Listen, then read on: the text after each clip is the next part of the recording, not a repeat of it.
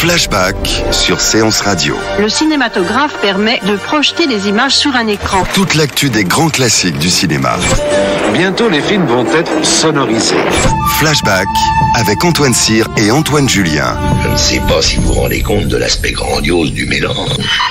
Our first full-length motion picture feature in color opens a whole new world of thrill. Flashback sur Séance Radio. Ça, c'est le cinéma. Bienvenue dans Flashback, votre émission, la seule et l'unique dédiée aux classiques du 7e art. Au programme de ce 20e numéro, le festival Play It Again, qui fête sa 4e édition. Nous en parlons avec nos invités, Philippe Chevassus et Marc Ollery. Nous évoquerons également les ressorties et les rétrospectives, ainsi que les éditions DVD de La Garçonnière de Billy Wilder, en compagnie du journaliste et critique Frédéric Mercier, et d'une curiosité SF venue tout droit de Tchécoslovaquie. Sans oublier l'histoire de cinéma autour d'un film légendaire, Duel au soleil de King Vidor, à l'occasion de la sortie d'un très beau coffret ultra collector chez Carlotta. Et tout de suite, on parle des ressorties et des rétrospectives. On commence l'actualité des ressorties avec Série Noire d'Alain Corneau, réalisé en 1979 avec Patrick Devers, Marie Trintignant et Bernard Blier, qui ressort le 10 avril en version restaurée, l'histoire de Franck Poupard, un misérable représentant de commerce qui traîne son existence minable dans la banlieue parisienne. Il rencontre alors Mona, une adolescente de 17 ans avec laquelle il va vouloir voler sa logeuse. C'est l'adaptation du roman de Jim Thompson, co-scénarisé par Corneau et le romancier Georges Perec. Alain Corneau avait déjà remarqué le renouveau du cinéma policier français quelques années auparavant avec Police Python 357. Ce qui est frappant dans le film, c'est cette grisaille, la grisaille d'une banlieue parisienne glauque, rarement aussi incarnée à l'écran. Le film est à la fois très réaliste, quasi documentaire et en même temps extravagant par la personnalité de ce Franck Poupard, assez génialement incarné par Patrick Devers, jamais autant investi que dans ce rôle, halluciné, au bord de la surchauffe permanente, mais qui malgré la médiocrité du personnage et son aspect pitoyable, parvient à le rendre attachant. Incontestablement l'un des meilleurs films d'Alain Corneau entre la chronique sociale et le film noir, qu'aime particulièrement Bertrand Tavernier, qui dit à propos de ce film qu'on en sort, je le cite, épuisé, lessivé, comme si l'on avait réellement participé à tout ce qui vient de se dérouler à l'écran, comme si l'on avait vraiment mené avec Patrick Devers, en même temps que lui, cette course haletante qui, par son lyrisme du sordide, sa poésie du dérisoire, renvoie directement à la fuite vertigineuse de Richard Widmark dans Les Forbans de la nuit, même personnage fantomatique, étranger à ceux qui les entourent, prisonniers de leurs rêves, même angoisse métaphysique.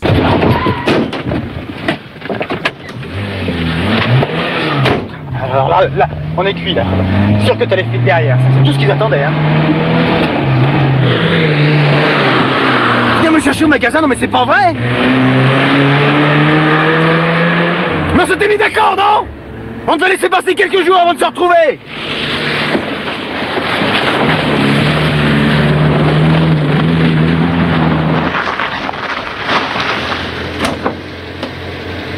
C'est ça la bombe, ouais. Barre-toi, ouais.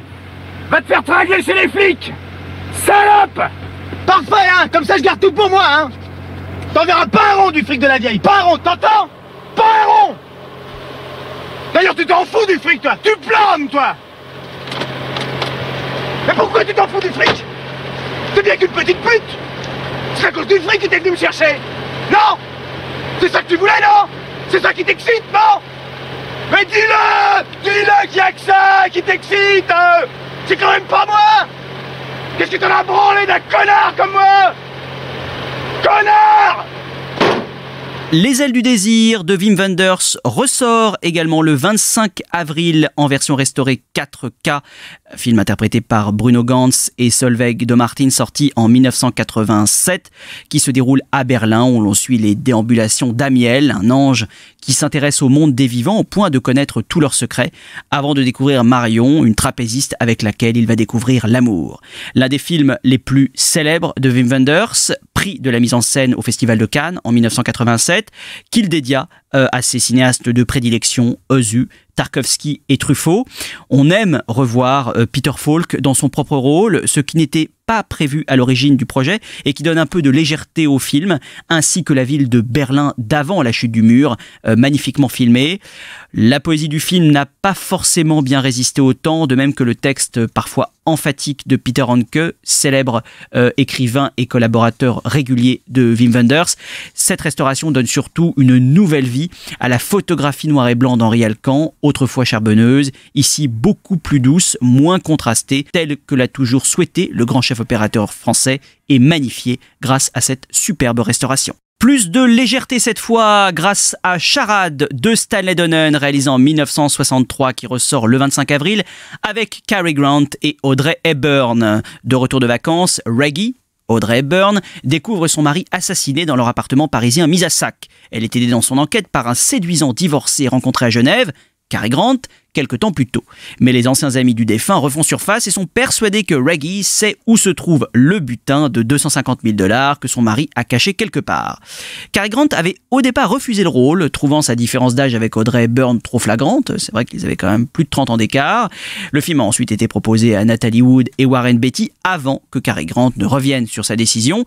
Et il a bien fait car il forme un couple irrésistible dont les répliques font mouche au cœur d'un très plaisant divertissement avec du rythme, des fausses pistes et un très bon quatuor de vilains campé par Walter Matthau, James Coburn, Ned Glass et l'impayable George Kennedy. En raison de son suspense, de ses stars et de ses nombreux rebondissements, Charade est souvent considéré comme un film réalisé par Alfred Hitchcock, tant et si bien qu'il est passé à la postérité comme le meilleur film d'Hitchcock que Hitchcock n'a jamais tourné.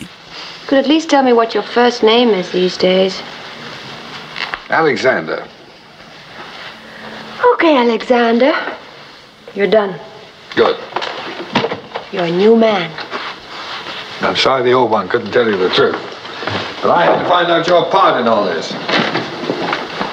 Is there a Mrs. Dial? Yes. But we're divorced. I thought that was Peter Joshua. I'm just as difficult to live with as he was. Alex, how can you tell if anyone's lying or not? You can't. There must be some way. No, there's no riddle about two tribes of Indians. The white feet always tell the truth and the black feet always lie. So one day you meet an Indian. You say, "Hey, Indian, what are you, a truthful Whitefoot or a lying Blackfoot?" He says, "I'm a truthful Whitefoot." But which is he? Well, why couldn't you just look at his feet? Because he's wearing moccasins. Well, then he's a truthful Whitefoot, of course. But why not a lying Blackfoot? Which one are you? A truthful Whitefoot.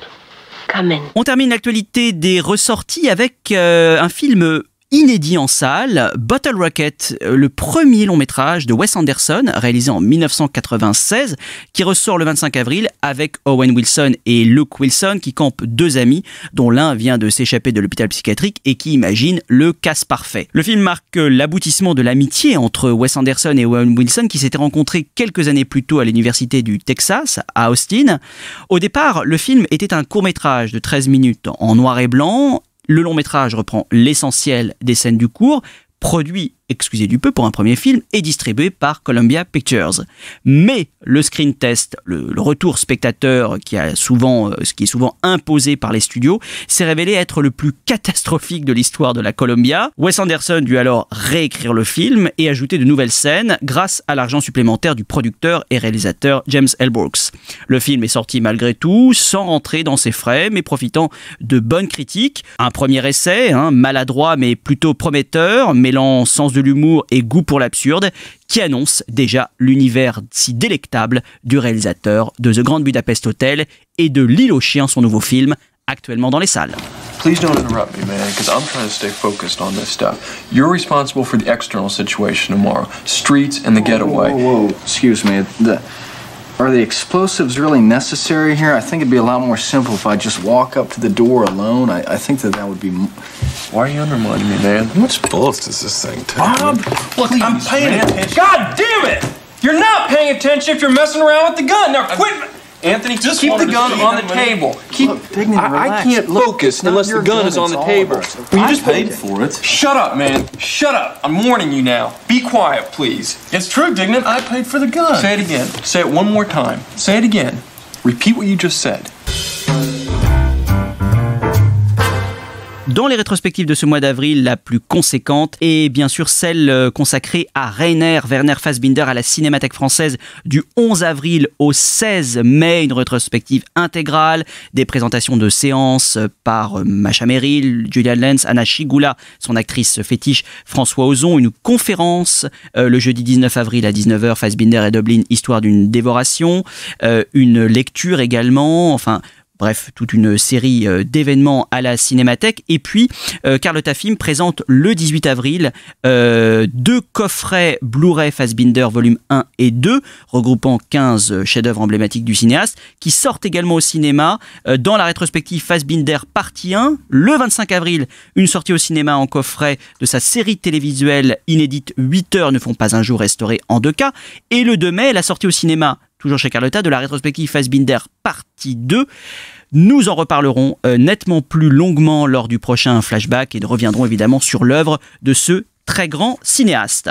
À la Fondation Jérôme Sédou-Pathé, elle aura lieu du 4 avril au 1er mai, le cinéma muet de Maurice Tourneur, un hommage au cinéaste. Les spectateurs pourront découvrir ses œuvres muettes, accompagnées au piano. Ses œuvres d'ailleurs, pour la plupart, méconnues en France.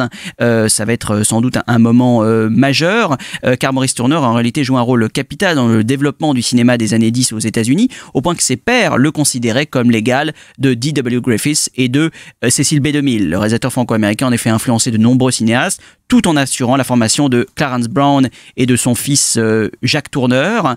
On découvrira donc une série de films, Tribly, réalisé en 1915, une adaptation littéraire d'après Georges Dumaurier, Le Dernier des Mohicans d'après Robert Louis Stevenson en 1920 et Victory en 1919 d'après Joseph Conrad, ainsi qu'une comédie sur les coulisses du cinématographe, Curl's Folly, sans oublier Le Navire des Hommes Perdus en 1929 avec une jeune comédienne nommée Marlène Dietrich.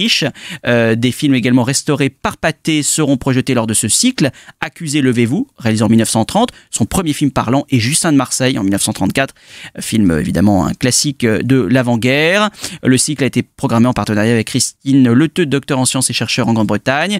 Donc c'est un très très beau cycle. Christine Leteux qui, le mardi 10 avril à 19h, donnera une conférence sur le cinéma muet américain de Maurice Tourneur.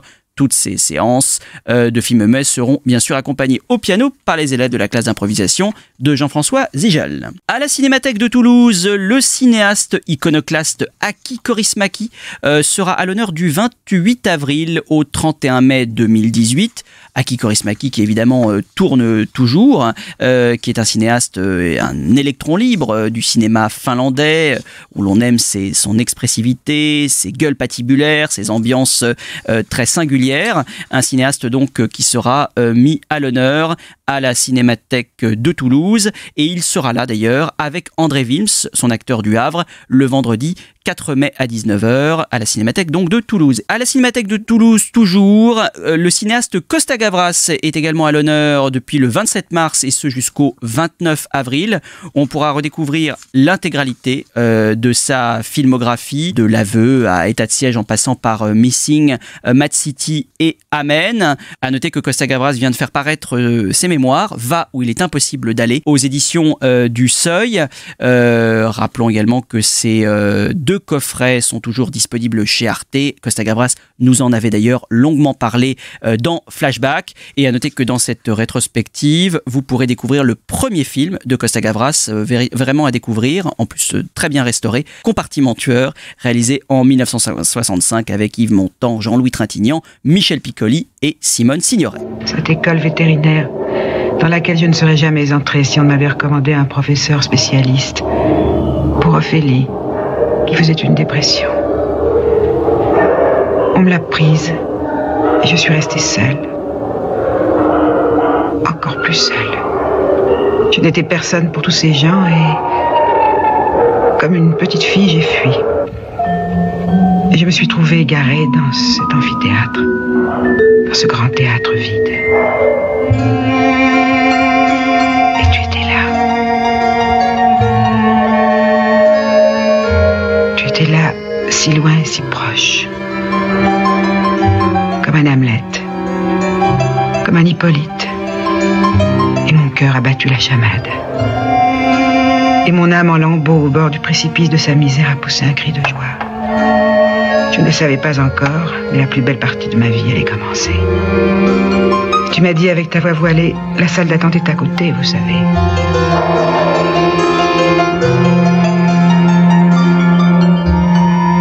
Et on termine avec le coup de cœur de Flashback sur une revue qui va bientôt paraître, uniquement dédiée au cinéma de patrimoine et qui s'appelle Revue et Corrigée, un magazine sur l'actualité donc du cinéma de patrimoine, un MOOC trimestriel qui reprendra les ressorties salles, vidéos, les cycles, les festivals, soit 150 pages trimestrielles pour tout savoir sur l'actualité du patrimoine. Le premier numéro est prévu pour le mois de juin et à noter, chers auditeurs, qu'une collecte sur Ulule est déjà lancée pour que l'aventure se concrétise avec des préventes, des abonnements et d'autres cadeaux. Évidemment, Flashback soutient cette formidable initiative. Nous avons aujourd'hui le plaisir d'avoir comme invité 2 membres de l'ADFP, l'association des distributeurs de films du patrimoine, Philippe Chevassus de Tamasa et Marc Collery de Lost Film, pour la 4e édition du festival Play It Again qui se déroule dans toute la France du 18 au 24 avril et parrainé cette année par l'acteur et cinéaste Mathieu Amalric. Hi, Ben. What are you doing with yourself these days? Oh, not too much. Taking it easy.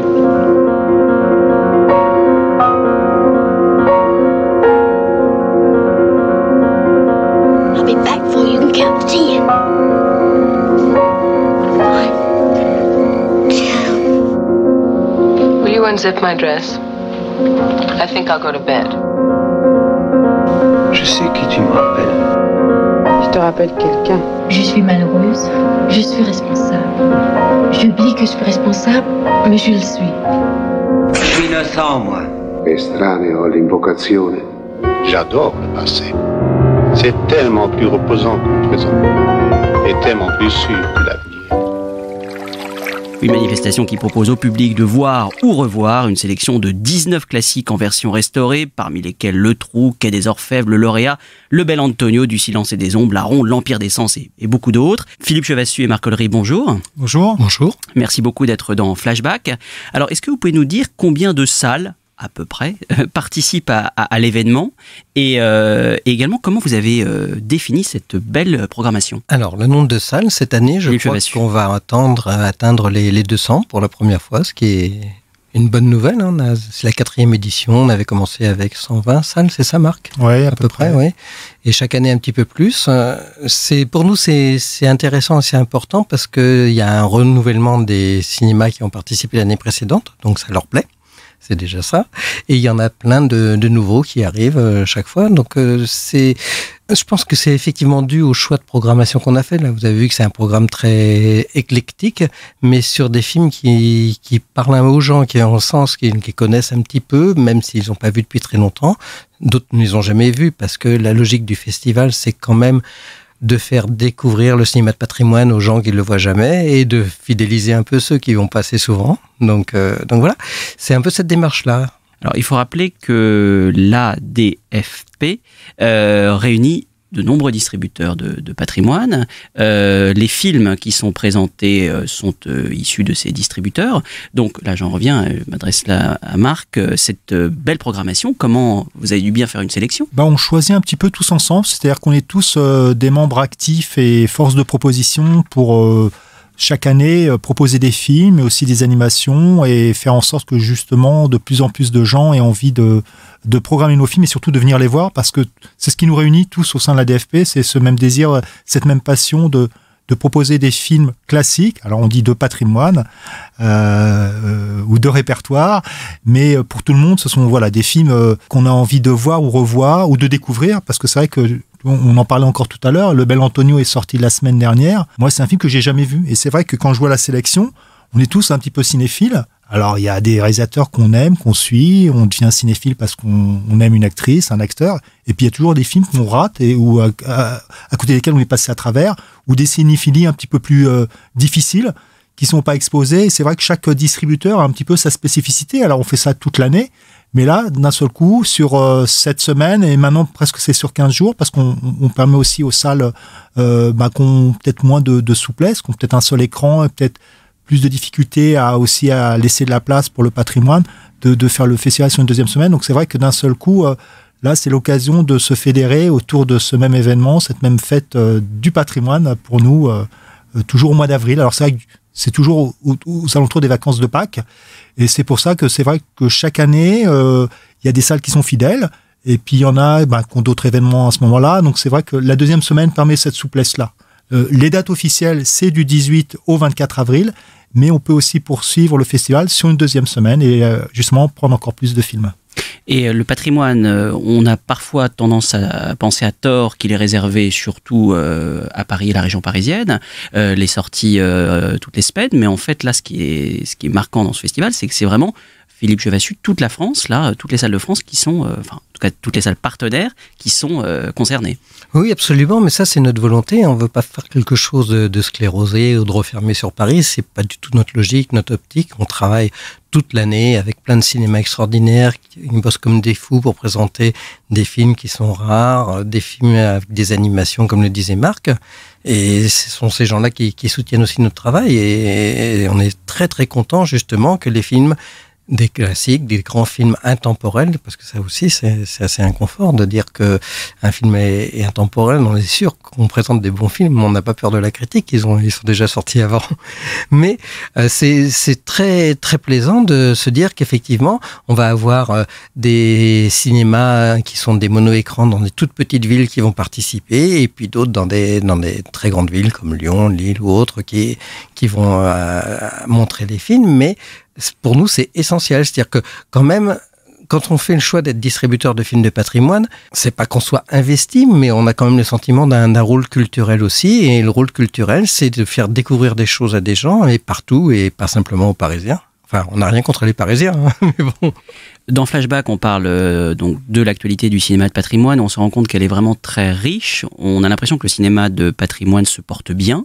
Est-ce que vous partagez ce constat ?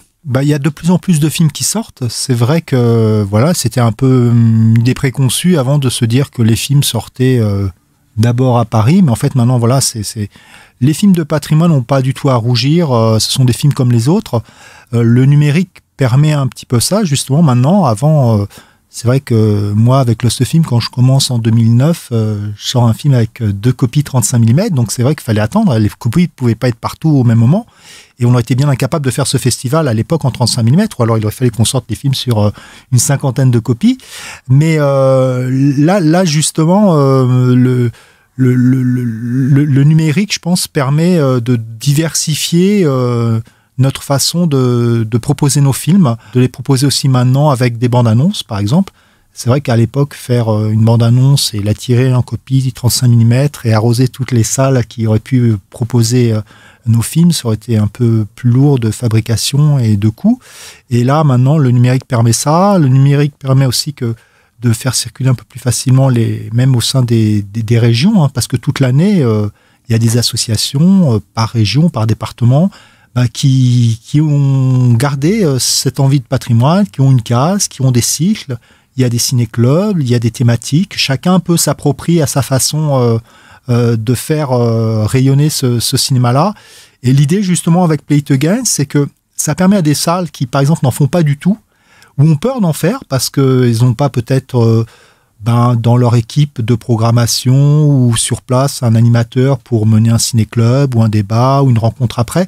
Là, Play It Again, justement, c'est un petit peu livrer clé en main la possibilité de passer le pas. Et moi, il y a des salles avec qui je n'ai jamais travaillé et que je découvre au moment de Play It Again parce qu'elles ont envie de prendre un film et de participer.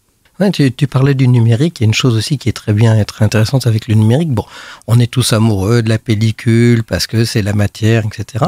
Mais il n'empêche que le numérique, ça permet à tout le monde de voir les films dans des qualités optimales. C'est très très important. C'est-à-dire que même 6 mois, 1 an après, l'image n'est pas altérée, il n'y a pas d'écollage, il n'y a pas des... Alors c'est peut-être moins romantique, hein, c'est peut-être moins un glamour, mais en tout cas, pour beaucoup de gens, c'est important de voir le film dans des bonnes conditions, et voire même dans des conditions comme jamais personne ne les a vues. Parce que finalement, quand on montre un film en numérique, on montre un scan du négatif, qui est donc la chose la plus directe. Or, quand on montrait une copie, c'était la 4e génération, il y avait le négatif, l'internégatif, enfin l'interpositif, l'internégatif, la copie. Donc on avait déjà 4 fois la copie, donc on perdait en qualité. Et là, c'est un scan des nègres. Et c'est vrai que on apporte une garantie de qualité de l'image, de choix. Si le travail de restauration est bien fait, on y est attaché, de choses comme on ne voyait pas avant. Moi, je me rappelle, c'est pas cette année la sélection, mais on avait sorti Hiroshima, mon amour. Et sur ce film-là, on voyait des choses qu'on n'avait jamais vues avant, comme les cendres qui tombaient, les moustiques autour des lampes. Et c'était impossible à partir de copies de 4e génération. À qui s'adresse le festival Play It Again, bien sûr, mais de manière générale, les films du patrimoine, est-ce que le public est divers? Est-ce qu'on s'adresse aux moins jeunes, mais aussi aux jeunes, aux cinéphiles et aux moins cinéphiles, pour un petit peu échapper aux caricatures parfois qu'on a, voilà, du cinéphile qui serait toujours un peu le même? Est-ce que vous sentez, vous, en tant que distributeur, que les choses bougent un peu? Disons que je pense que chaque titre, là, quand on voit la sélection, il y a des films qui sont un petit peu intemporels, qui parlent à tout le monde. Il y a un public. Alors, il y a une chose aussi qu'on n'oublie pas et qui est primordiale, c'est que tous les ans, il y a une sélection jeune public. C'est-à-dire vraiment spécialement pour les enfants. Et l'idée, c'est que, voilà, je pense que le patrimoine et le goût et le plaisir du cinéma, parce que c'est vraiment ça, je pense, pour tout le monde. Pour les salles qui montent ces films-là, comme pour nous qui sommes distributeurs, c'est garder le goût du cinéma tel qu'on a envie de le perpétuer. Et ça commence déjà tout petit. Hein. Il y a des dispositifs scolaires qui font que les enfants, à l'école, au collège, au lycée, vont vers une série de films qu'on leur propose dans un cadre scolaire.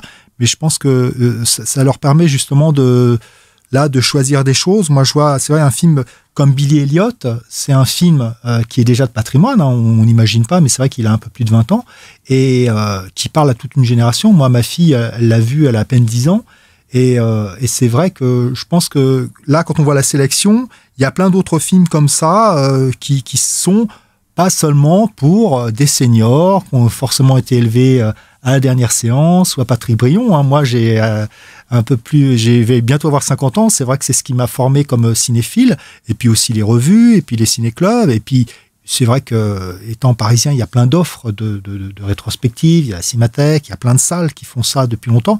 Mais là, je pense qu'il y a toute une génération qui reste curieux de ça. Et là, dans Play It Again, c'est vrai que entre un Tarkovsky comme Nostalgia, Les Moissons du ciel, Malik, qui est redevenu très à la mode et qui parle, je pense, à tout le monde, des films aussi plus pointus comme j'ai même rencontré des Tziganes heureux, qui est un film, c'est vrai, qui déjà en salle a très bien marché, parce que les salles aussi savent s'approprier ce genre de film pour créer des événements autour d'une animation musicale, ou de faire un repas ou un buffet autour de ça. Enfin, il y a des films toujours qui très spécifiquement permettent justement quelque chose qui dépasse le cadre même du cinéma et du plaisir de voir un film. Ça se prolonge autour d'autre chose, d'une discussion, d'une animation, d'un atelier, d'un verre, et c'est vrai que là, dans la sélection, il y a toujours des choses comme ça, très très précises, qui font que chaque salle fait son petit programme. C'est un peu carte en main, clé en main. Vous dites dans la présentation de Play It Again que de plus en plus de sociétés de production de sociétés de distribution, se tournent vers le cinéma de patrimoine. Pour quelles raisons, selon vous, Philippe Chavassu? Pour quelles raisons? D'abord par goût, j'espère, et par envie. Hein, on espère tous ça. Après, c'est vrai que l'arrivée du numérique a changé beaucoup la donne, et que pour des sociétés qui veulent travailler de manière peut-être plus light, et c'est pas le cas de toutes bien sûr, il y a moyen de sortir maintenant des films en dépensant relativement peu d'argent. Donc c'est la baisse du coût aussi qui a suscité pas mal de vocations, je pense, et on se trouve avec pas mal de distributeurs maintenant qui proposent des films de manière plus light, on va dire. D'un sens, c'est bien parce qu'il y a une offre importante, et il y a une pluralité, une diversité, des goûts différents, des envies différentes, des plaisirs différents.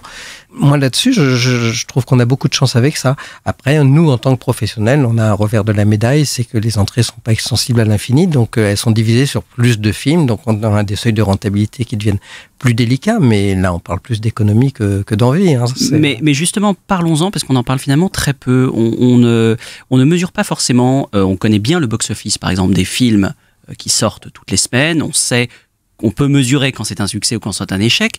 On a beaucoup plus de difficultés à le faire sur les films du patrimoine puisqu'on a très peu d'informations là-dessus. Est-ce que, sans forcément révéler quel film, quel chiffre, mais est-ce que vous pourriez nous dire quand même quelle est la tendance ? Comment on peut mesurer le succès d'une ressortie d'un film du patrimoine ? Bah là, c'est vrai que quand on voit l'année passée, il y a eu des très beaux événements, des belles rétrospectives qui ont circulé pas uniquement sur leur événement parisien ou de festival Lumière ou de rétrospective à La Rochelle. Il y a une rétrospective autour de Clouzot avec des livres, j'imagine que vous en avez parlé, oui. Voilà, une exposition à la Cinémathèque française. Donc c'est vrai que ça c'est quelque chose qui aussi, je pense, marque le public.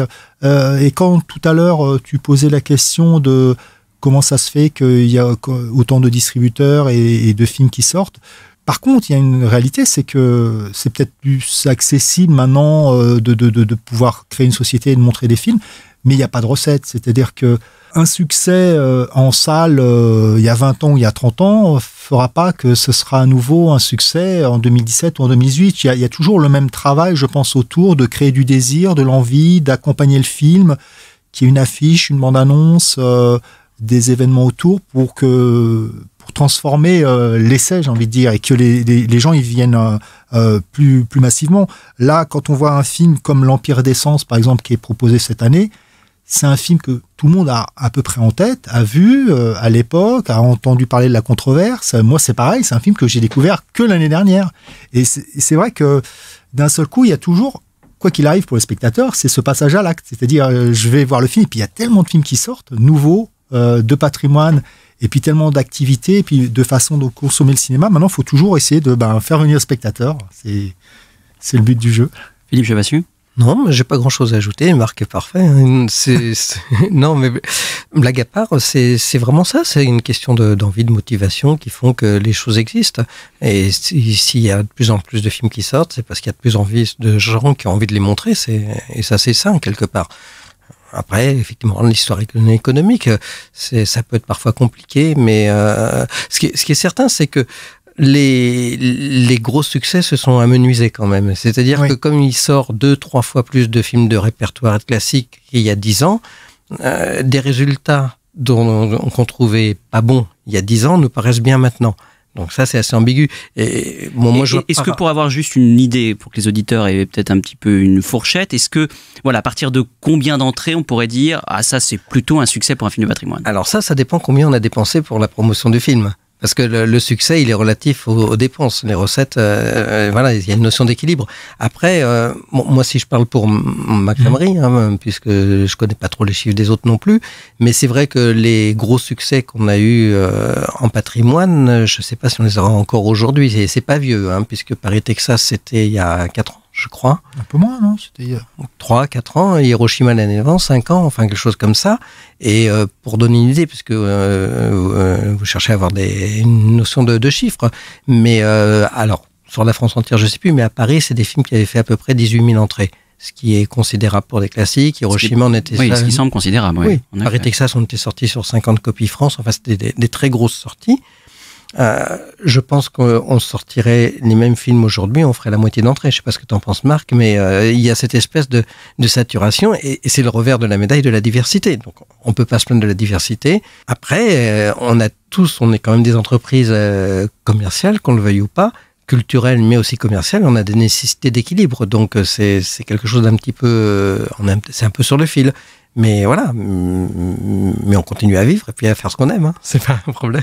En tant que distributeur, vous avez forcément, vous allez peut-être me contredire, mais une ligne éditoriale. Philippe Chabassu, chez Tamasa, vous distribuez quand même pas mal de films de patrimoine, avec un rythme assez soutenu, des films très divers. Marc, vous faites des choix aussi qui sont aussi très, très divers. Vous répondez au coup de cœur, vous avez une ligne, comment ça vous choisissez les films, vos films? Alors moi, ma société s'appelle Lost Film. Alors des fois, ils sont vraiment perdus, et puis des fois moins que ça. Non, moi, l'envie de Lost Film, c'était vraiment de montrer des films qu'on n'avait peut-être pas l'habitude de voir, ou peut-être qui n'avaient pas retrouvé le chemin des salles depuis un moment. c'est pas une vocation absolue, hein. C'est-à-dire, mais c'est vrai que j'avais commencé avec un film de William Wyler qui s'appelait La Rumeur, et justement Du silence et des ombres, que j'avais sorti en 2010, une première fois en 35 mm, que j'ai ressorti l'année dernière. C'est pour ça qu'il est dans la sélection de cette année. Et c'est vrai qu'un film comme Du silence et des ombres, bizarrement, c'est devenu un classique. Mais je pense que c'est devenu un classique à cause du travail que j'ai pu faire. Parce qu'au moment où je sortais le film, Robert Mulligan, on connaissait un petit peu, on connaissait L'autre, on connaissait Un été 42, qui sont ses gros succès. On connaissait aussi Gregory Peck qui joue dedans. Mais je pense que voilà, ça s'arrêtait là. Par contre, aux États-Unis, c'est le roman comme le film, c'est des best-sellers, et c'est un roman qu'on fait lire aux enfants très tôt, et tout le monde connaît le personnage d'Atticus Finch à cause de Du silence et des ombres. Et c'est vrai que tous, à notre façon, on choisit des films, je pense qu'on aime, parce que plus jamais ce serait dur de pas s'engager dans tous les sens, financièrement, et puis avec passion sur la sortie d'un film si on ne l'aimait pas. Et puis après, il y a des classiques à voir et revoir et redécouvrir. Je vois, moi, aussi dans la sélection cette année, on a un film comme Notre pain quotidien. De King Vidor, oui. Un film de King Vidor qui a plus de 70 ans, mais qui est plus que jamais d'actualité. Je veux dire, on va fêter mai 68, mai 68, je me suis trompé, mai 68, et on n'arrête pas de parler de l'Amérique, de Trump, de la crise, mais je veux dire, tout est déjà là. Dans ce film qui a plus de 70 ans. Et je pense que dans la sélection qu'on propose cette année, c'est un film à ne pas rater, parce qu'il est toujours d'actualité. Et le patrimoine, c'est ça en fait. C'est que, contrairement aux films d'actualité où ça va très vite, parce qu'il faut qu'il sorte, il faut qu'on fasse sa promo, il faut qu'il soit sorti en DVD 3 mois après, ça c'est inépuisable. Et intemporel. Oui. Et intemporel, en effet. Philippe Chevassus aussi, dans la sélection Play It Again, quand on voit les films que vous avez distribués et que vous distribuez, ça va en effet, j'ai même rencontré des Cigales heureux, dont vous venez de parler, à Billy Elliot. Enfin, c'est le spectre, là aussi, est quand même très très large. Ouais, mais c'est vraiment l'idée du festival. L'idée du festival, c'est montrer que le cinéma, c'est plein de choses, c'est pas monolithique. Donc, il y a des films de tous les pays, des films de tous les genres, de toutes les époques, en noir et blanc, en couleur, drôle, triste, c'est ça, quoi. C'est le cinéma, c'est les arts, c'est la littérature aussi, d'ailleurs, c'est la danse, la musique, mais c'est un petit peu cette logique-là. Et le festival, ça s'ancre sur un principe de découverte et d'envie. Donc, si on veut donner envie, il faut que chacun puisse y trouver quelque chose qui l'intéresse. C'est normal. Mais ça donne surtout une idée que le patrimoine est finalement très proche de nous. Mais le patrimoine est proche, mais Marc le disait, les films sont extrêmement actuels. Tous les films qu'on distribue, on parlait tout à l'heure de ligne éditoriale. Moi, ma ligne éditoriale, c'est de dire... on choisit des films qui vont parler aux gens, leur poser des questions de manière ludique. Ils vont aimer, détester, être contents, pas contents, mais en tout cas, ils ne seront pas indifférents et il se passera quelque chose et il y aura une réflexion, c'est une envie. Et tous ces films-là posent des questions qui existent toujours. C'est là où on se rend compte que finalement, on a les technologies qui évoluent très vite, mais les idées beaucoup moins, on va dire. Vous avez cette année un parrain de prestige, Mathieu Amalric, qui donc soutient cette manifestation. Comment Mathieu Amalric a rejoint l'aventure Play It Again? Grâce à Andy. Oui, Andy, c'est un peu notre coordinateur. Il travaille au sein de la DFP pour tout mettre en place. Et il a contacté Mathieu Amalric, qui était très enthousiaste, qui a choisi donc dans toute la sélection, comme coup de cœur, le film de Karel Reisz qui s'appelle Samedi soir, dimanche matin, que la société Solaris avait distribué avec 3 autres films de Free Cinema qui avaient très bien marché justement. Et c'est vrai que ça, c'est un cinéma qu'on n'avait pas du tout l'habitude de voir ou revoir en salle. C'est quelque chose qu'on connaissait mais qu'on ne remontrait pas, parce qu'il y a aussi une mode dans le patrimoine. Il y a des réalisateurs phares, évidemment, Hitchcock, Lang. Là, cette année, on voit des réalisateurs comme Clouzot ou Becker pour la France sont représentés. Et puis, on se rend compte qu'il y a des films comme Le Lauréat, qui est aussi dans la sélection de cette année, que on ne cesse pas de voir et revoir. C'est-à-dire qu'il y a des gens qui l'ont peut-être vu à la sortie, qui l'ont découvert à l'époque à la télévision quand il y avait que 3 chaînes, qui ont peut-être acheté la VHS. Et maintenant, voilà, il y a une copie restaurée 4K qui a été proposée aussi l'été dernier et qu'on peut revoir en salle. Là, c'est Carlotta qui distribue ce film-là et qui est aussi membre de la DFP. Et je pense que c'est un film, c'est pareil, qui déjà, à l'époque, disait des choses sur l'Amérique et qui répondait à des questions, parce que le cinéma, c'est aussi ça, c'est parler de la vie et répondre à des questions et parler aux spectateurs, et ça continue de parler à des spectateurs et à répondre à des questions. Et bien que les spectateurs se posent les bonnes questions lors de ce festival Play It Again, donc je le rappelle dans toute la France, du 18 au 24 avril. On peut peut-être préciser qu'il y aura une avant-première le 17 avril. Oui, alors c'est la chose dont je parlais à l'instant. Donc Mathieu Amalric a choisi d'accompagner samedi soir et dimanche matin et de le présenter pour une séance qu'on présentera. Alors c'est pour les Parisiens, on est désolé, on peut pas faire déplacer Mathieu Amalric, en plus qui est en tournage partout. Mais il sera donc le mardi soir, donc la veille du festival, le 17 avril, au cinéma Le Luminor. Et on aura à l'autre bout du festival, pour le 24 avril, presque une marraine, et quelqu'un qui était d'ailleurs en affiche du Festival de Cannes il n'y a pas longtemps, Claudia Cardinal pour le Bel Antonio, donc le mardi 24 avril, et ça sera au Balzac. Et le Bel Antonio qui vient justement de ressortir en salle et avec succès. Ouais, et qui est à voir absolument. Merci beaucoup Philippe Chevassu et Marc Collery d'avoir été avec nous dans Flashback. Et tout de suite, on parle d'un film de légende, Duel au soleil. À l'occasion de la sortie en DVD Blu-ray chez Carlotta d'une édition ultra collector de Duel au soleil, nous vous proposons de revenir sur cette œuvre grandiose, fruit de l'obsession de l'un des plus fameux producteurs d'Hollywood, David O. Selznick. The studio that made Gone with the Wind brings you Duel in the Sun, a spectacular adventurous love story of the Old West, with one of the greatest casts in motion picture history. Headed by Jennifer Jones, Joseph Cotton, Gregory Peck, Duel in the Sun. Tout commence par le roman de Nevin Bush, Duel in the Sun. L'histoire se déroule au Texas et au Nouveau-Mexique entre 1883 et 1893 et raconte la passion amoureuse, violente et destructrice entre une jeune femme d'origine indienne, Pearl Sanchez, et un voyou sans scrupules, Lute McCandless. Le livre est construit par fragments, comme un puzzle. Les scénarios successifs tirés du roman abandonneront cette construction éclatée pour un récit beaucoup plus linéaire. Nevin Bush compte lancer sa carrière de producteur et il en propose les droits à la RKO. Bush et la RKO envisagent alors successivement Teresa Wright, Eddie Lamar et Veronica Lake pour le rôle de Pearl et John Wayne pour celui de Lute. Bush contacte alors David O. Selznick, encore auréolé du triomphe d'Autant en emporte le vent, afin d'approcher Jennifer Jones, la star et la muse du producteur, et sa future épouse. Peu convaincu, Selznick décline d'abord, peu enclin à s'aventurer dans un western, genre qu'il méprise, avant de constater sa popularité et le potentiel du best-seller de Nevin Bush. Selznick rachète finalement les droits du roman à la RKO et sait qu'il va devoir entreprendre des modifications. Le producteur a la réputation tyrannique, doté d'une très forte personnalité, a beaucoup de considération pour les œuvres littéraires qu'il adapte. Pourtant, à coups de réécritures multiples et de mémos incendiaires balancés à ses collaborateurs, Selznick transforme totalement le roman au point que presque rien n'en survivra, à l'exception du Duel au soleil. 8 versions de scénarios différentes se succéderont, mettant à contribution une quinzaine de scénaristes. Certains passages du livre ont dû être modifiés à cause de la censure. Dans le roman, Pearl tue Lute et repart avec Jesse, le frère de Lute. Une fin impensable pour le redoutable Brain Office, qui ne supporterait pas de voir l'héroïne quitter le film, mariée et impunie. Selznick imagine alors une autre fin, qui ne sera pas la version finale. Les deux amants s'entretuent sous le soleil, Pearl donne un ultime baiser à Lute, avant de remonter sur son cheval, s'éloignant puis s'écroulant, morte. Selznick doit aussi remplacer une scène dans laquelle les amoureux nagent dans le même étang. Dans la nouvelle séquence, Lute fait semblant de se déshabiller et jette un rocher à l'eau pour inquiéter Pearl. Hey, Pearl! Come on, push! Whoa. Give me a good push.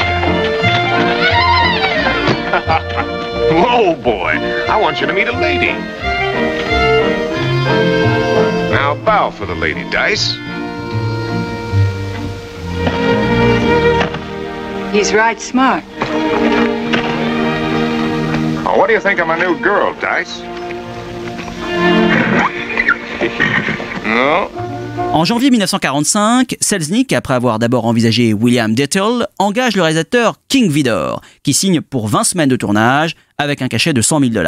Au casting, Jennifer Jones dans le rôle de Pearl, Gregory Peck dans celui de Lute, Joseph Cotton, qui interprète son frère Jesse, Lillian Gish joue Laura Bell, qui adopte Pearl, et Lionel Barrymore interprète le sénateur McCandless, propriétaire terrien qui voit d'un très mauvais œil l'arrivée du chemin de fer. Gregory Peck s'entend bien avec King Vidor et apprécie sa vision du personnage de Lute, l'un des rares méchants qu'il lui a interprété dans sa carrière, que lui-même qualifiait de mauvais garçon, violeur, menteur, corrompu, faussaire et bon à rien, mais sympathique en un sens. Rapidement, Vidor et Selznick s'écharpent sur la vision du personnage, le cinéaste voulant atténuer sa méchanceté et mettre en avant son aspect juvénile, narcissique et influençable, alors que le producteur voulait en faire, je le cite, « le pire fils de pute jamais vu au cinéma ». Don't pick up that holler, dude, he'll charge you! You scared him, Sid, and he knows it. Never run from him. Stand your ground. Come on, boy, I got a nice leather bonnet for you. Easy, boy. Be careful, Lou.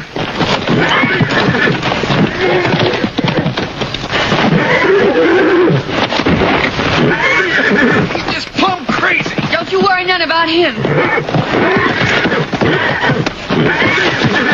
Les collaborateurs du producteur doutaient quant à eux des capacités de Jennifer Jones d'endosser un tel rôle, très éloigné de ses personnages précédents, notamment celui qui avait fait sa gloire, Bernadette de Lourdes, dans Le Chant de Bernadette d'Henry King, qui lui valut un Oscar un an plus tôt. Mais l'actrice fit démentir les sceptiques, pratiquant le yoga, exerçant sa voix et sa chorégraphie pour parfaire les mouvements et l'expressivité du personnage, s'inspirant d'ailleurs des techniques et expressions faciales de sa prestigieuse partenaire, Lillian Gish, légende du cinéma muet. Bien éloignée d'un quelconque réalisme, l'interprétation de Jennifer Jones, raillée par certains pour son maniérisme, finira pourtant par convaincre et lui vaudra une nouvelle citation à l'Oscar. Who's there? Is that you, Jesse? Hello, Pearl. It's a nice night. Want to take a little walk? It's kind of late. I think I better go to bed. Well, where were you going when I... Somebody to love. I guess that's Lude. It certainly is, Lou. He's the best serenader this side of the Rio Grande. I don't care if he is. Him and his old guitar. Just 'cause he gave me a horse. I know why, too. He can't fool me none. Well, then, that's a horse on Lou, isn't it? I didn't really want to meet him, Jesse. Honest, I didn't. It was just that I was kind of lonesome and... Do you still want me to take that walk with you? Uh-huh. I don't know why not. Lute can supply the charming musical background.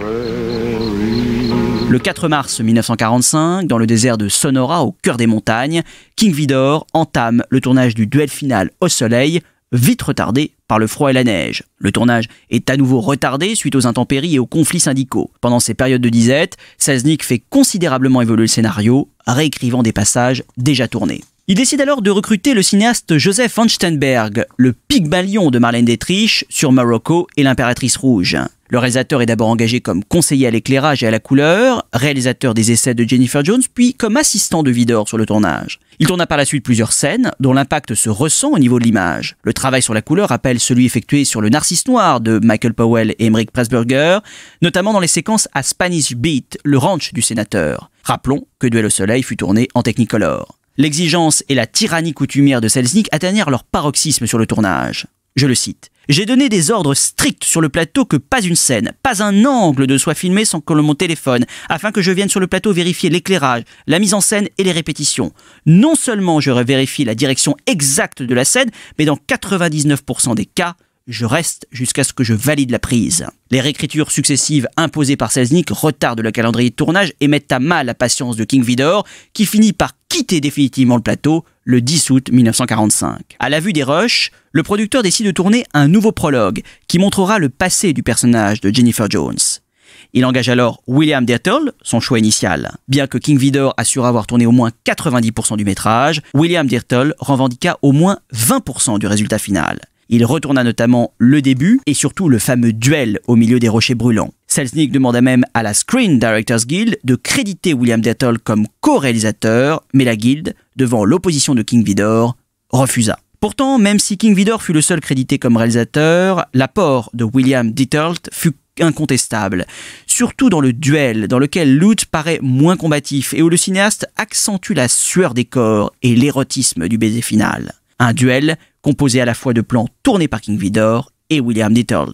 Après de nombreuses versions de montage, ramenant le film de 4h à 2h15, et des confrontations répétées avec les ligues de censure qui l'obligèrent à couper une scène dans laquelle Jennifer Jones se lance dans une danse sensuelle au bord de l'eau, David O. Selznick put enfin présenter Duel au soleil en avant-première le 31 décembre 1946 à l'Egyptian Theatre de Los Angeles. Film le plus cher jamais tourné à l'époque, il aura coûté plus de 5 millions de dollars et deviendra le plus grand succès de l'année 1947 avec les plus belles années de notre vie, mais ne put réussir à amortir son colossal budget. Accueilli diversement par la critique à sa sortie, Duel au soleil reste 70 ans après un monument du Technicolor, baroque et flamboyant, une explosion de sensualité et aussi le témoignage d'une époque où quelques nababs hollywoodiens ont pu construire une œuvre à part entière et démesurée, s'attachant le savoir-faire de réalisateurs afin de créer un patchwork artistique d'une folle ambition.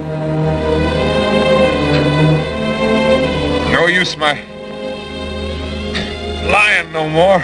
I'm through. Pearl, you hear me? Yeah. Dad. Pearl, I'm going. Fast, are you? Ain't you coming up? I want to see you. I gotta see you. Pearl, where are you? Where are you? Hurry! Please! I gotta hold you just once more. I love you. I love you. Hurry! Hurry! Lord! Hurry, honey. Hold on, Luke! Hold on. Hurry! Wait for me, Luke! Wait for me!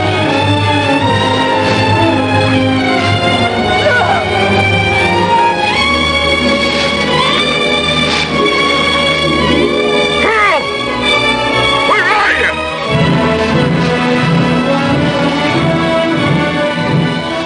À découvrir également chez Carlotta le portrait de Jenny, réalisé par le même William Dettold l'année suivante avec Jennifer Jones et dont l'échec commercial marqua la fin des productions Selznick.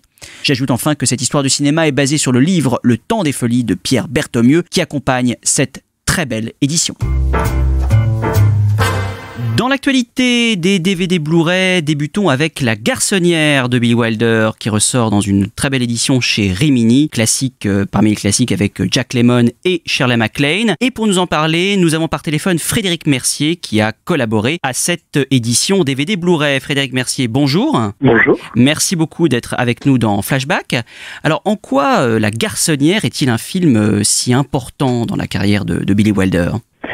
Alors, c'est un film important dans la carrière de Wilder à divers égards. La première, c'est que c'est le premier film qu'il réalise, après Certain Name Show, qui a été un immense succès. Et c'est ensuite le premier film d'une série de collaborations que va réaliser Billy Wilder avec à la fois donc E.L. Diamond, avec qui il vient d'écrire Certain Name Show, qui est son nouveau scénariste après Charles Brackett. Et ensuite c'est le début donc d'une série de films qui vont être tournés pour la plupart en noir et blanc et cinémascope. Il y a une exception qui remet la douce dans cette série de films. Et donc la plupart du temps ce sont des films tournés en cinémascope avec E.L. Diamond, des acteurs qui vont être récurrents et Alexandre Troner au décor. Et ce qui est important dans le cas de La Garçonnière, c'est que, sans vous dire vraiment, c'est le début d'une nouvelle période dans la carrière de Billy Wilder à ce moment-là du début des années 60.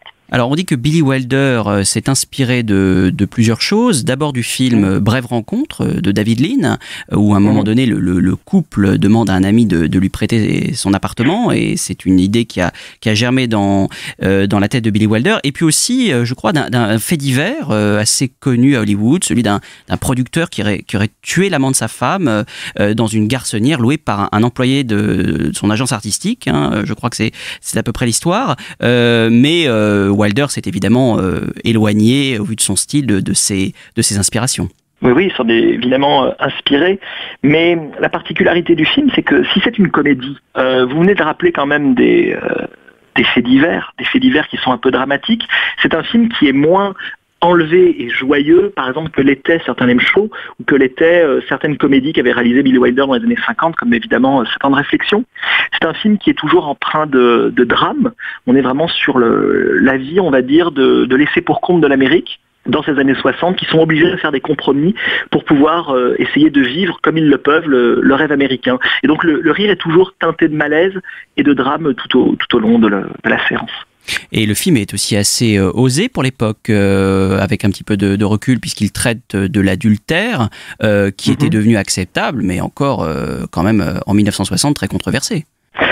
Oui, alors le film traite de l'adultère, effectivement, à travers, en fait, on va dire les différentes couches sociales, dans la mesure où le personnage joué par Jack Lemmon prête son appartement à ses supérieurs hiérarchiques pour qu'ils puissent emmener leur maîtresse chacun dans cette garçonnière et pouvoir vivre quelques instants avec elle. Évidemment, le film est très particulier sur cette question de l'adultère, mais là où il me semble intéressant, c'est que il y a un personnage dans le film qui est joué par Fred MacMurray, qui joue le grand patron de cette société dans laquelle travaillent les personnages joués par Shirley MacLaine et Jack Lemmon, et c'est quelqu'un qui fait extrêmement vite comprendre qu'en fait la vie maritale ne peut lui convenir, que la vie maritale ne peut convenir à un homme dans cette société, et que donc ces hommes-là sont obligés de s'offrir du bon temps avec d'autres filles. Mais là où le film est surtout très grinçant, on va dire, c'est que les strates sociales et les différentes couches sociales par lesquelles, et l'ascenseur social par lesquels doivent passer les personnages, et d'abord passe, on va dire, par des espèces de promotion canapé, ou alors par une forme de réorganisation du travail qui passe par une réorganisation de la vie sexuelle des employés de cette société. C'est là où le film est très grinçant, c'est-à-dire que en fait les femmes sont des divertissements ou sont alors des objets que les hommes se refilent les uns avec les uns les autres pour pouvoir en échange de bons services et de promotion entre eux. Et c'est le cas dans lequel est pris le personnage de Jack Lemmon, c'est-à-dire que lui il pense que s'il offre cette garçonnière au prix de de devoir parfois dormir dans la rue à ses supérieurs, eh bien il pourra gravir les échelons de cette société. Et on ne voit jamais Jack Lemmon travailler véritablement dans cette société immense, aux bureaux qui sont absolument gigantesques et qui rappellent ceux de la foule de King Vidor dans les années 20, qui est vraiment, à mon avis, l'influence particulière du film. On voit Jack Lemmon, en fait, organiser sans cesse son emploi du temps et l'emploi du temps de ses supérieurs hiérarchiques pour pouvoir gravir les échelons de cette société. Donc en fait, le passe-droit, la promotion canapé sont devenus le centre de l'organisation du travail. Alors ces bureaux en effet sont gigantesques, c'est une des caractéristiques un peu visuelles du film, grâce aussi bien sûr au travail d'Alexandre Troner, on en parle dans cette édition DVD. C'est un film aussi qui mêle un certain réalisme, voire même c'est un certain réalisme au niveau de l'image. On n'est pas du tout dans une pure sophistication, il y a aussi quelque chose qui n'est pas, en tout cas dans l'image et les décors, qui n'est pas que du ressort de la comédie. Non, qu'il n'est pas du ressort de la comédie ou de la comédie sophistiquée, ou on va dire un travail à la Lubitsch par exemple dans les années 30. Non, pas du tout. Quand je vous parle vraiment de l'influence de la foule de King Vidor, c'est-à-dire vraiment il y a cette idée quand même de faire une chronique réaliste, effectivement, dans la garçonnière, et de raconter l'histoire d'un homme et d'une femme dans la foule. Au milieu dans cette société. Et il y a effectivement un travail important au niveau des décors. Évidemment, Troner fait quelque chose d'extraordinaire au niveau des bureaux qui ont l'air d'être de s'étendre à l'infini. On a l'impression vraiment qu'il y a une perspective sans fin qui s'étend au-delà des bureaux et du bureau de Jack Lemmon. Mais il y a un travail, à mon avis, qui est équivalent, par exemple, dans la façon simplement de représenter cette garçonnière, c'est de représenter cet appartement simple, modeste, dans lequel vit Jack Lemmon et où va se passer quand même l'essentiel de l'action. Donc oui, je pense qu'il y a un ancrage très, très, très réaliste dans le film, mais cet ancrage réaliste, en fait, est dans le cinéma de Billy Wilder depuis quasiment ses débuts de cinéaste. On va dire depuis, après La valse de l'empereur, on va dire, à partir de peut-être du Gouffre chimère, ou alors Le Poison, même, dans les années 40. Il y a quand même le réalisme est au cœur du cinéma de Billy Wilder depuis quasiment ses débuts. Et puis si le film fonctionne si bien, c'est aussi évidemment grâce au tandem formé par Jack Lemmon et Shirley MacLaine. Il y a une alchimie entre eux. Jack Lemmon trouve là un de ses meilleurs rôles. Vous en avez un petit peu parlé au début de cette collaboration fructueuse avec Billy Wilder.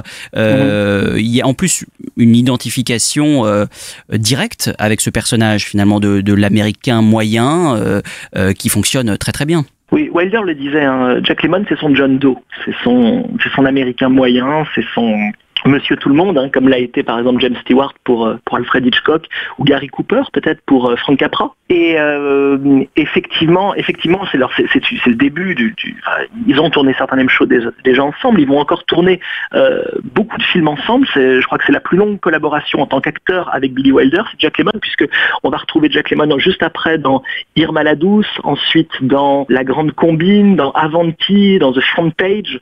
Donc vous voyez, c'est vraiment voilà, il a trouvé son John Doe, il a trouvé son Américain moyen.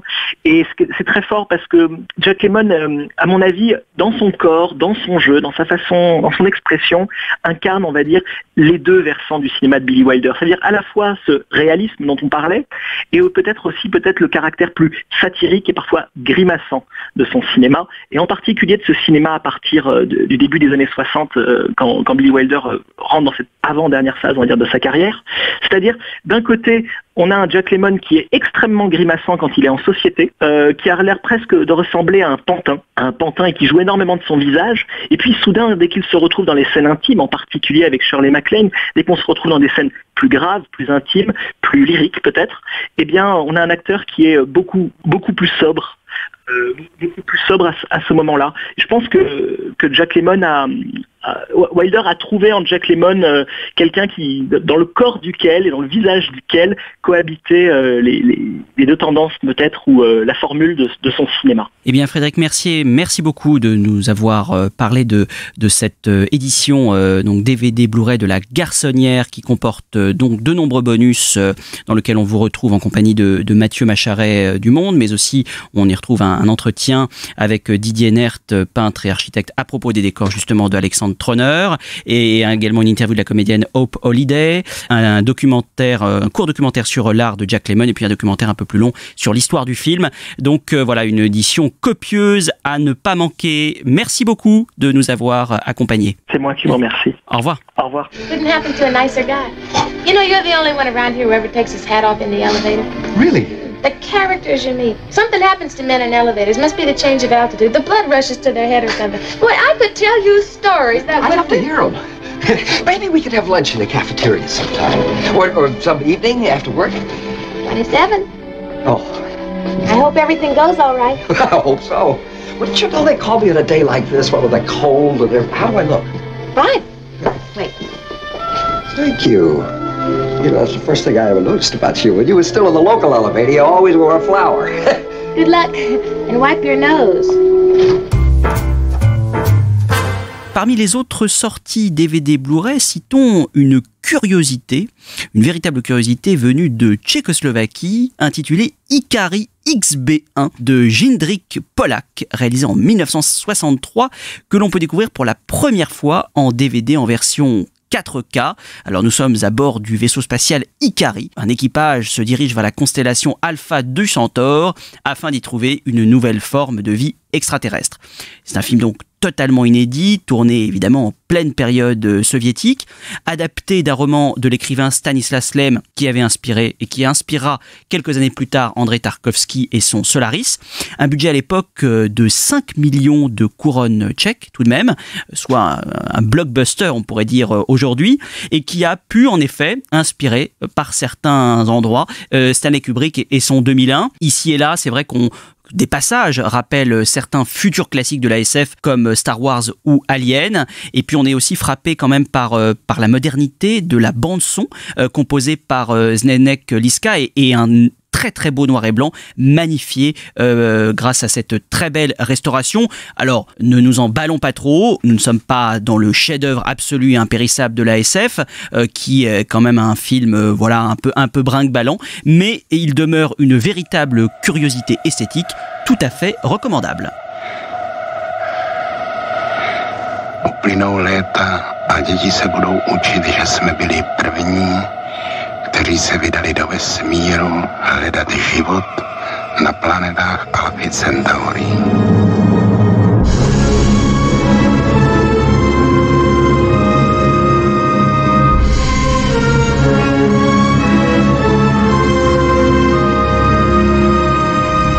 Dla sebe bez smíru už nemůže nic nového objevit. Může.